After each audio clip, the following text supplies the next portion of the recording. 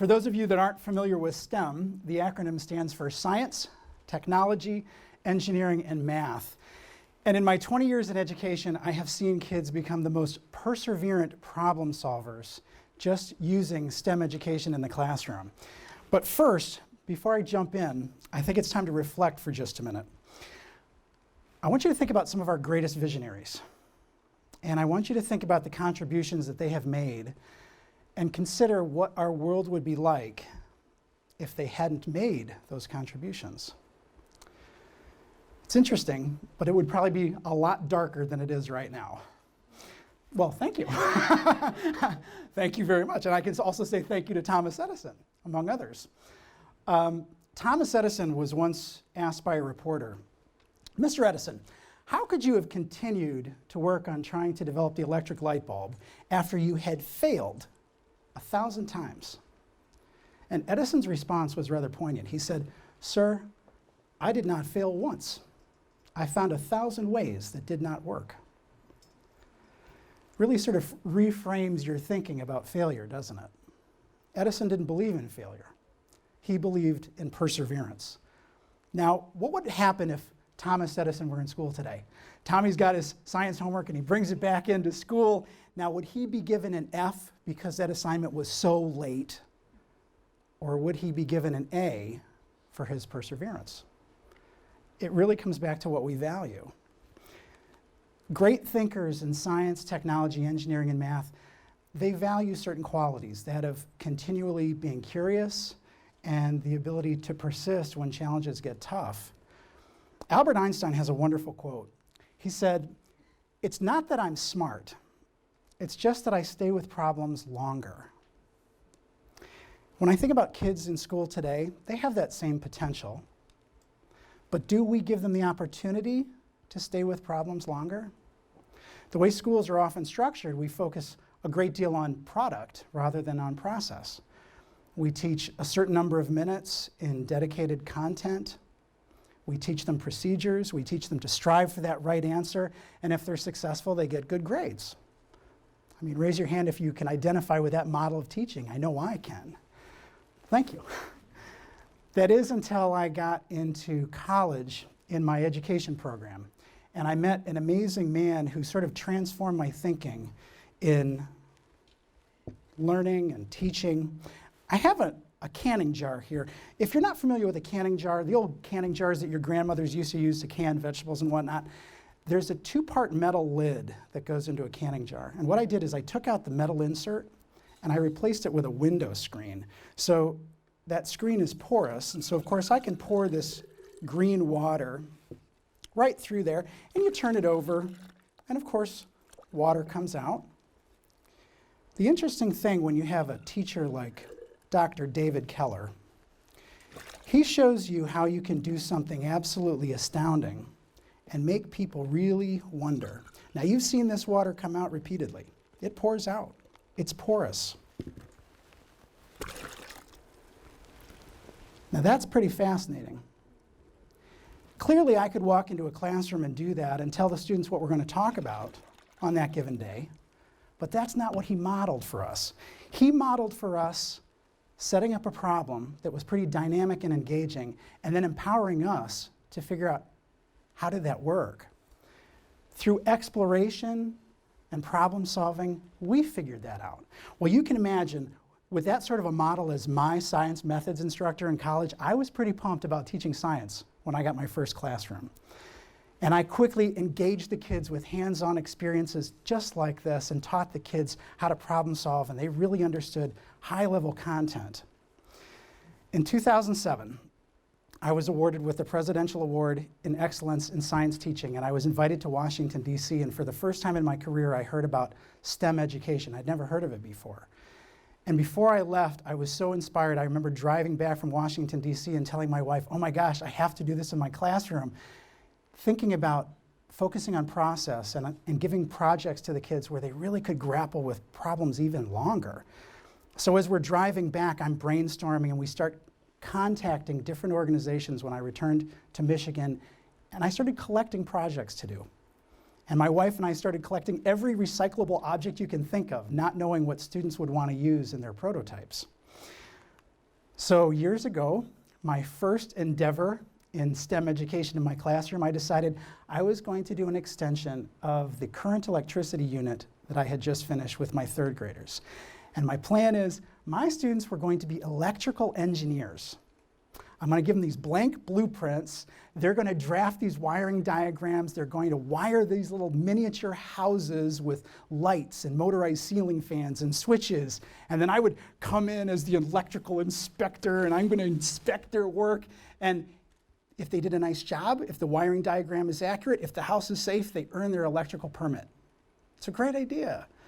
So I pass out these blueprints, and I'm walking around, and the kids are very excited, and they're filling in their blueprints, and suddenly I got this sick feeling in my stomach, realizing that none of these plans, not one of them was going to work. And I didn't know what to do. I thought, oh my gosh, I should just stop this. Obviously, I need to reteach.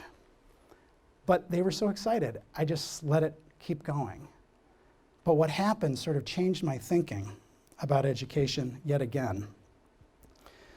The students didn't get frustrated like I thought they would. Their circuits didn't work. But what do? They look back at their wiring diagrams and they start problem solving and troubleshooting. And suddenly these 8-year-old kids are teaching me about the engineering design process right in front of my eyes.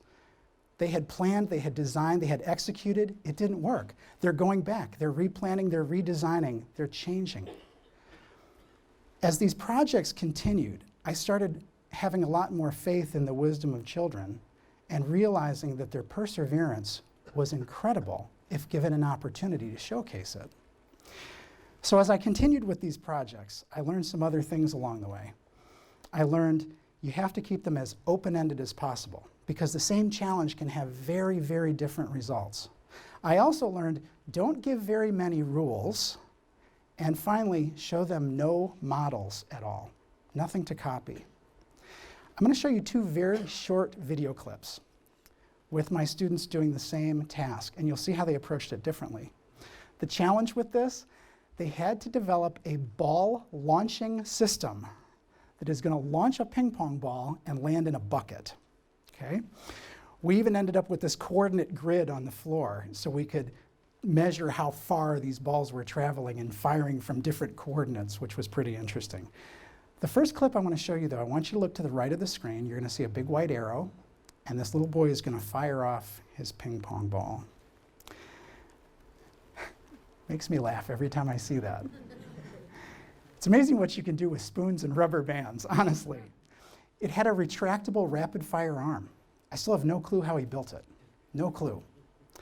The next one I'm going to show you, though, this is the same task. Look at the top of the screen with the little girl under the white arrow. She's up on the chair here. And this little girl, she developed a counterbalance system. And when this thing was all done, she had a locking pin that would lock on the chair. She could pull the locking pin and this counterweight would flip and the ball would land in that bucket every single time. And I said to her, how did you come up with that idea? And she goes, I don't know, I just thought of it. That's a sign of true ingenuity, and she's 8. Now, what does it look like, though, when the kids fail? What does it look like? I did a challenge where I had the kids develop these paddle wheel boats. I had 3 rules. Your boat has to float, it has to make it from one end of my water track to the next, and it has to run under rubber band power, whatever that means. So you'll notice in this little clip here, I've got a couple of really good prototypes, little boy and little girl, both having really impressive results. This little guy with the striped shirt, he puts his boat in and it instantly sinks. He grabs it. He shoves it to the end of the water track. He celebrates. Look at his face. Is that a face of failure? No way. This is a child who realizes, okay, I have to go redesign. He's not daunted by that at all because the students knew how to persevere. Sometimes these collaborative opportunities that I would give to the kids would really enhance their thinking too. This is a challenge where I asked the kids to develop a marble roller coaster. My rules were simple. The balls had to roll down a track that you make in a controlled manner, and the whole thing has to fit on a piece of poster board so I can fit them in my classroom. Now, this group of girls, they elected to make theirs entirely out of paper. This is all out of paper with the exception of one plastic cup. That means the structure, the track, everything. So you can imagine not only a lot of paper, but a lot of tape. Now, once the kids had this finished, you think they're going to be satisfied, sense of accomplishment. No way, they don't want to be done. Mr. Stephenson, can we add another track? We have this idea we can do this loop and it can jump out, the ball can jump from one track to the next.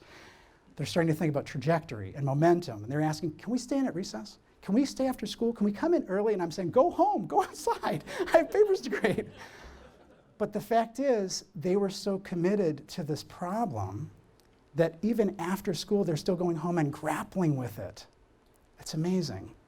Now, not only did I see some amazing perseverance develop in my students, I also realized that the kids really had a good sense of what opportunities they could choose to pursue as adults in STEM if they chose to. The little girl on the left one day said to me, Mr. Stephenson, I want to be a chemical engineer when I grow up. And I said, oh, that's wonderful. What would you like to do? And her answer really indicated to me, she knew exactly what chemical engineering is all about, because she said, I want to design makeup. She was sincere, she was accurate. Now, I like to believe that children naturally think outside the box. And it's really up to adults to help cultivate that. We do it at home, we do it at school, we do it in the community. And when we think about the future, we're going to need some really good problem solvers. Really good problem solvers. In fact, there's even a global race to try to increase the number of people who aspire to STEM fields because of the innovation and needs that await us. So it's all of our responsibilities to help kids learn to persevere and solve problems. But what can we do? As parents, and I am a parent of 2 wonderful children, we want to provide open-ended challenges for the kids. I like to provide lots of recyclable materials. Look what this kid did with a box. It's amazing. If you give them opportunities like this to build and create, they're being ingenious and innovative and creative. Take kids to hands-on science museums and let them explore. Or you can do like what my dad did for me and give them an old radio that doesn't work, snip off the plug, and take it apart together just to see what's inside. Educators have a unique opportunity too. As we think about trying to integrate our content when we teach, we not only increase the depth of understanding, we also free up instructional time so we can embed amazing projects and STEM challenges right into our daily instruction.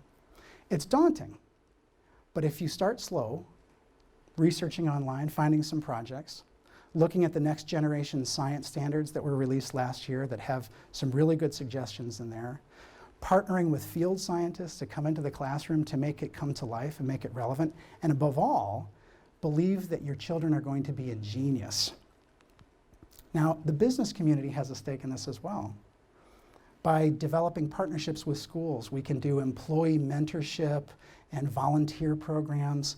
Having professionals come in and talk to the kids about career options is wonderful. And of course, no one is ever going to deny financial contributions or consumable contributions. I mean, tape alone, we go through a lot of that.